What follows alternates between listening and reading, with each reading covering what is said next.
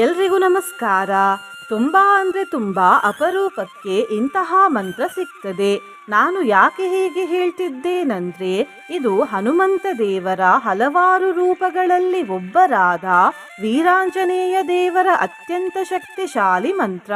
ಈ ಮಂತ್ರವನ್ನು ಭಕ್ತಿಯಿಂದ ಪೂರ್ತಿ 108 ಬಾರಿ 48 ದಿನಗಳ ಕಾಲ ಕೇಳಿದ್ರೆ ದೀರ್ಘಕಾಲದಿಂದ ಇದ್ದ ಕಷ್ಟಗಳು ದೂರವಾಗ್ತವೆ, ಆರೋಗ್ಯದ ಸಮಸ್ಯೆಗಳೆಲ್ಲ ದೂರವಾಗ್ತದೆ, ಪಾಪಗಳು ಶೀಘ್ರದಲ್ಲಿ ಭಸ್ಮವಾಗ್ತದೆ, ಸಂಕಟ ಮತ್ತು ಆಪತ್ತುಗಳು ನಾಶವಾಗ್ತವೆ, ದುಷ್ಟಶಕ್ತಿಗಳು ನಾಶವಾಗುತ್ತವೆ, ಧೈರ್ಯ ಹೆಚ್ಚಾಗ್ತದೆ ಮತ್ತು ಬಡತನ ದೂರವಾಗ್ತದೆ. ಮಂತ್ರ ಕೇಳುವ ಮೊದಲು ಶ್ರೀ ವೀರಾಂಜನೇಯ ಕ್ಷೇತ್ರದ ಬಗ್ಗೆ ತಿಳ್ಕೊಳ್ಳುವ. ಶ್ರೀರಾಮದೇವರು ತಮ್ಮ ಬಾಣದಿಂದ ಒಂದು ಬಂಡೆಯ ಮೇಲೆ ಶ್ರೀ ಆಂಜನೇಯ ದೇವರ ಒಂದು ಚಿತ್ರವನ್ನು ಬಿಡಿಸಿದ್ರು. ಆ ಚಿತ್ರ ಇದ್ದ ಬಂಡೆಯನ್ನೇ ಕೆತ್ತಿ ಆ ವಿಗ್ರಹವನ್ನು ವೀರಾಂಜನೇಯ ಎಂದು ಕರೆದು ಅಲ್ಲಿ ದೇವಾಲಯವನ್ನು ಕಟ್ಟಲಾಯಿತು. ಆ ಕ್ಷೇತ್ರವನ್ನೇ ಈಗ ಗಂಡೆ ವೀರಾಂಜನೇಯ ಕ್ಷೇತ್ರ ಎಂದು ಕರೆಯಲಾಗುತ್ತದೆ. ಈ ಕ್ಷೇತ್ರವು ಪಾಪಾಗ್ನಿ ನದಿಯ ತೀರದಲ್ಲಿದೆ. ನಿನ್ನೆ ನಾನು ಕೇಳಿದ ಪ್ರಶ್ನೆ ಕುಂಭರಾಶಿ ಎಷ್ಟನೇ ರಾಶಿ ಎಂದು. ಈ ಪ್ರಶ್ನೆಗೆ ಸರಿಯುತ್ತರ ಬಿ, 11ನೇ ರಾಶಿ. ಸರಿಯುತ್ತರ ಕೊಟ್ಟವರಲ್ಲಿ ಒಬ್ಬರ ಹೆಸರು ದಿವ್ಯಾ ಮಂಗ್ಳೂರ್. ದಿವ್ಯಾ ಅವರೇ ಭಕ್ತಿ ಮಾಡುವುದನ್ನು ಮುಂದುವರಿಸಿ ಅಂತ ಹೇಳ್ತಾ ಇವತ್ತಿನ ಪ್ರಶ್ನೆಯನ್ನು ನೋಡುವ.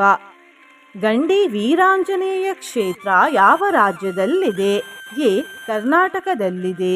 ಬಿ, ಆಂಧ್ರ ಪ್ರದೇಶದಲ್ಲಿದೆ. ಸಿ, ಮಧ್ಯಪ್ರದೇಶದಲ್ಲಿದೆ.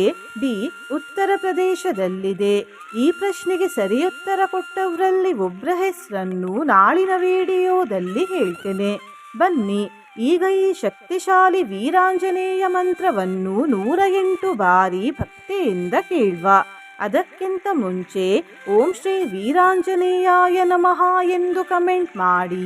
ಚಾನಲಿಗೆ ಹೊಸಬರಾಗಿದ್ದರೆ ಚಾನಲನ್ನು ಸಬ್ಸ್ಕ್ರೈಬ್ ಮಾಡಿ, ಹತ್ತಿರ ಇರುವ ಬೆಲ್ ಬಟನ್ ಪ್ರೆಸ್ ಮಾಡಿ, ಆಲ್ ಅನ್ನುವ ಆಪ್ಷನ್ ಅನ್ನು ಸೆಲೆಕ್ಟ್ ಮಾಡಿ. ಓಂ ಹಂ ಹನುಮತೆ ವಿದ್ಮಹೇ ಆಂಜನೇಯಾಯ ಧೀಮಹಿ ತನ್ನೋ ವೀರಃ ಪ್ರಚೋದಯಾತ್.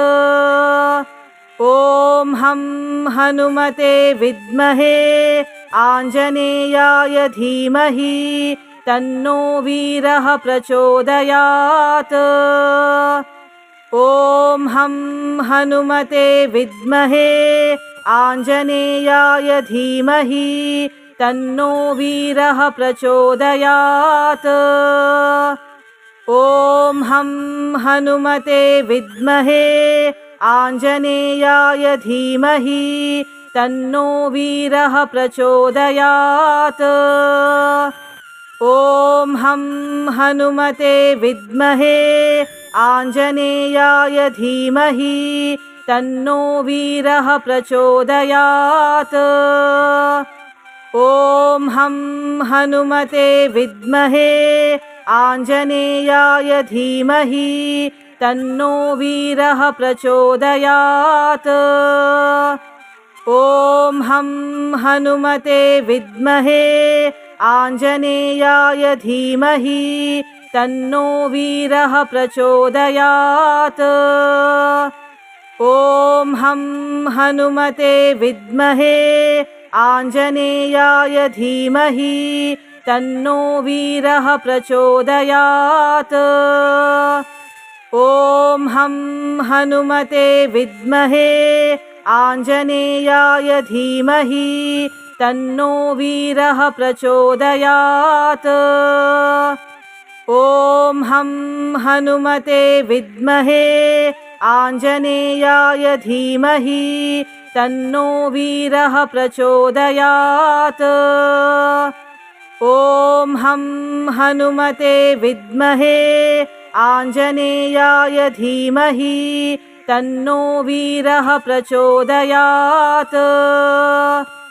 ಓಂ ಹಂ ಹನುಮತೆ ವಿದ್ಮಹೇ ಆಂಜನೇಯಾಯ ಧೀಮಹಿ ತನ್ನೋ ವೀರಃ ಪ್ರಚೋದಯಾತ್. ಓಂ ಹಂ ಹನುಮತೆ ವಿದ್ಮಹೇ आञ्जनेयाय धीमहि तन्नो वीरः प्रचोदयात्। ॐ हं हनुमते विद्महे आञ्जनेयाय धीमहि तन्नो वीरः प्रचोदयात्। ॐ हं हनुमते विद्महे आञ्जनेयाय धीमहि तन्नो वीरः प्रचोदयात्। ॐ हं हनुमते विद्महे आञ्जनेयाय धीमहि तन्नो वीरः प्रचोदयात्। ॐ हं हनुमते विद्महे आञ्जनेयाय धीमहि तन्नो वीरः प्रचोदयात्। ॐ हं हनुमते विद्महे आञ्जनेयाय धीमहि तन्नो वीरः प्रचोदयात्। ॐ हं हनुमते विद्महे आञ्जनेयाय धीमहि तन्नो वीरः प्रचोदयात्। ॐ हं हनुमते विद्महे आञ्जनेयाय धीमहि तन्नो वीरः प्रचोदयात्। ॐ हं हनुमते विद्महे आञ्जनेयाय धीमहि तन्नो वीरः प्रचोदयात्।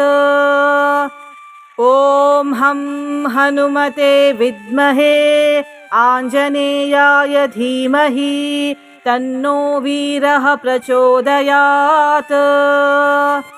ॐ हं हनुमते विद्महे आञ्जनेयाय धीमहि तन्नो वीरः प्रचोदयात्।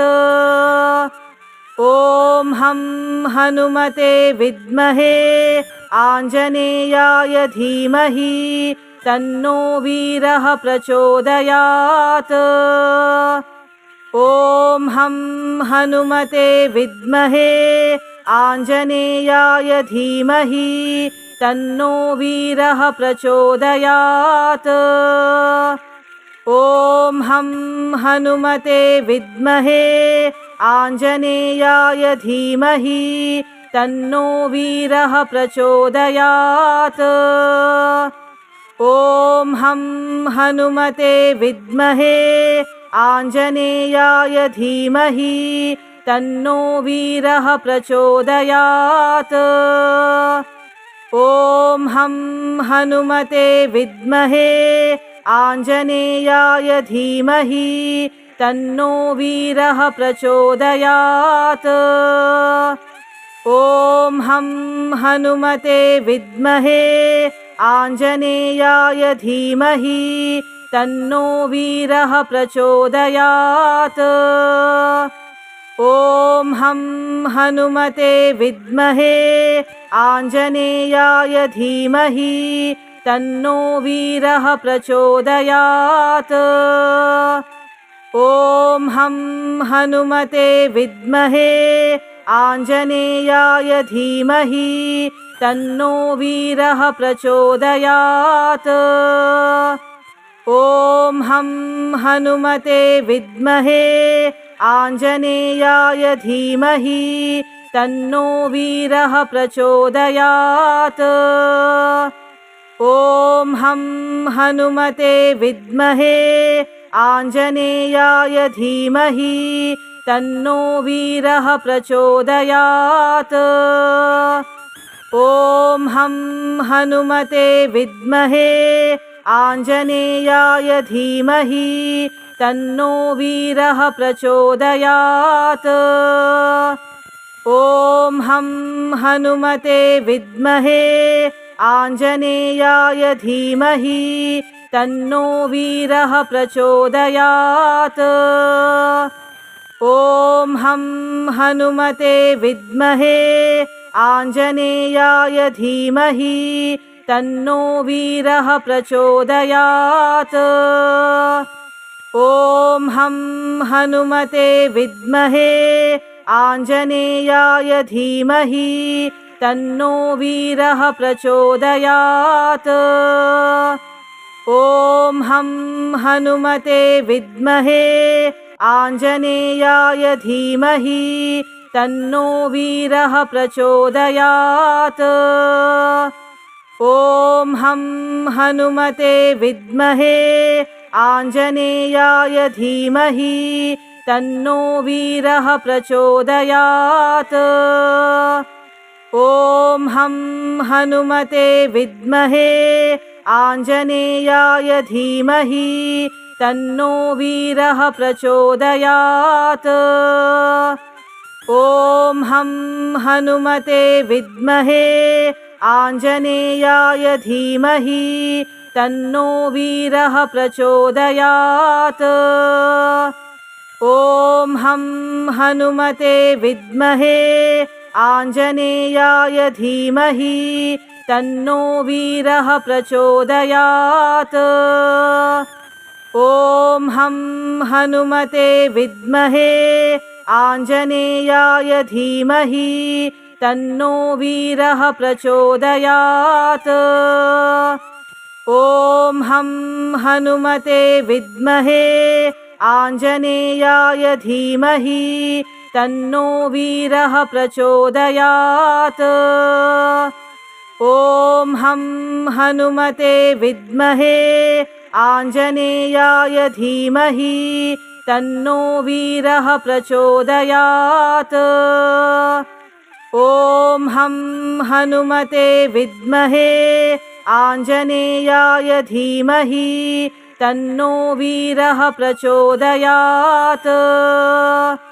ॐ हं हनुमते विद्महे आञ्जनेयाय धीमहि तन्नो वीरः प्रचोदयात्। ॐ हं हनुमते विद्महे आञ्जनेयाय धीमहि तन्नो वीरः प्रचोदयात्। ॐ हं हनुमते विद्महे आञ्जनेयाय धीमहि तन्नो वीरः प्रचोदयात्।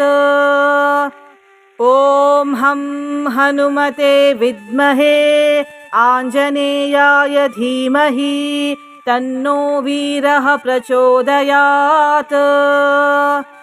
ॐ हं हनुमते विद्महे आञ्जनेयाय धीमहि तन्नो वीरः प्रचोदयात्। ॐ हं हनुमते विद्महे आञ्जनेयाय धीमहि तन्नो वीरः प्रचोदयात्। ॐ हं हनुमते विद्महे आञ्जनेयाय धीमहि तन्नो वीरः प्रचोदयात्। ॐ हं हनुमते विद्महे आञ्जनेयाय धीमहि तन्नो वीरः प्रचोदयात्। ॐ हं हनुमते विद्महे आञ्जनेयाय धीमहि तन्नो वीरः प्रचोदयात्। ॐ हं हनुमते विद्महे आञ्जनेयाय धीमहि तन्नो वीरः प्रचोदयात्। ॐ हं हनुमते विद्महे आञ्जनेयाय धीमहि तन्नो वीरः प्रचोदयात्। ॐ हं हनुमते विद्महे आञ्जनेयाय धीमहि तन्नो वीरः प्रचोदयात्। ॐ हं हनुमते विद्महे आञ्जनेयाय धीमहि तन्नो वीरः प्रचोदयात्। ॐ हं हनुमते विद्महे आञ्जनेयाय धीमहि तन्नो वीरः प्रचोदयात्। ॐ हं हनुमते विद्महे आञ्जनेयाय धीमहि तन्नो वीरः प्रचोदयात्। ॐ हं हनुमते विद्महे आञ्जनेयाय धीमहि तन्नो वीरः प्रचोदयात्। ॐ हं हनुमते विद्महे आञ्जनेयाय धीमहि तन्नो वीरः प्रचोदयात्। ॐ हं हनुमते विद्महे आञ्जनेयाय धीमहि तन्नो वीरः प्रचोदयात्। ॐ हं हनुमते विद्महे आञ्जनेयाय धीमहि तन्नो वीरः प्रचोदयात्। ॐ हं हनुमते विद्महे आञ्जनेयाय धीमहि तन्नो वीरः प्रचोदयात्। ॐ हं हनुमते विद्महे आञ्जनेयाय धीमहि तन्नो वीरः प्रचोदयात्। ॐ हं हनुमते विद्महे आञ्जनेयाय धीमहि तन्नो वीरः प्रचोदयात्। ॐ हं हनुमते विद्महे आञ्जनेयाय धीमहि तन्नो वीरः प्रचोदयात्। ॐ हं हनुमते विद्महे आञ्जनेयाय धीमहि तन्नो वीरः प्रचोदयात्। ॐ हं हनुमते विद्महे आञ्जनेयाय धीमहि तन्नो वीरः प्रचोदयात्। ॐ हं हनुमते विद्महे आञ्जनेयाय धीमहि तन्नो वीरः प्रचोदयात्। ॐ हं हनुमते विद्महे आञ्जनेयाय धीमहि तन्नो वीरः प्रचोदयात्। ॐ हं हनुमते विद्महे आञ्जनेयाय धीमहि तन्नो वीरः प्रचोदयात्। ॐ हं हनुमते विद्महे आञ्जनेयाय धीमहि तन्नो वीरः प्रचोदयात्। ॐ हं हनुमते विद्महे आञ्जनेयाय धीमहि तन्नो वीरः प्रचोदयात्।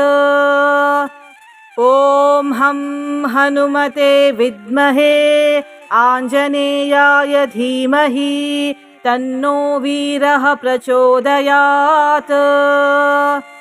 ॐ हं हनुमते विद्महे आञ्जनेयाय धीमहि तन्नो वीरः प्रचोदयात्। ॐ हं हनुमते विद्महे आञ्जनेयाय धीमहि तन्नो वीरः प्रचोदयात्। ॐ हं हनुमते विद्महे आञ्जनेयाय धीमहि तन्नो वीरः प्रचोदयात्। ॐ हं हनुमते विद्महे आञ्जनेयाय धीमहि तन्नो वीरः प्रचोदयात्। ॐ हं हनुमते विद्महे आञ्जनेयाय धीमहि तन्नो वीरः प्रचोदयात्। ॐ हं हनुमते विद्महे आञ्जनेयाय धीमहि तन्नो वीरः प्रचोदयात्। ॐ हं हनुमते विद्महे आञ्जनेयाय धीमहि तन्नो वीरः प्रचोदयात्। ॐ हं हनुमते विद्महे आञ्जनेयाय धीमहि तन्नो वीरः प्रचोदयात्। ॐ हं हनुमते विद्महे आञ्जनेयाय धीमहि तन्नो वीरः प्रचोदयात्। ॐ हं हनुमते विद्महे आञ्जनेयाय धीमहि तन्नो वीरः प्रचोदयात्। ॐ हं हनुमते विद्महे आञ्जनेयाय धीमहि तन्नो वीरः प्रचोदयात्। ॐ हं हनुमते विद्महे आञ्जनेयाय धीमहि तन्नो वीरः प्रचोदयात्। ॐ हं हनुमते विद्महे आञ्जनेयाय धीमहि तन्नो वीरः प्रचोदयात्।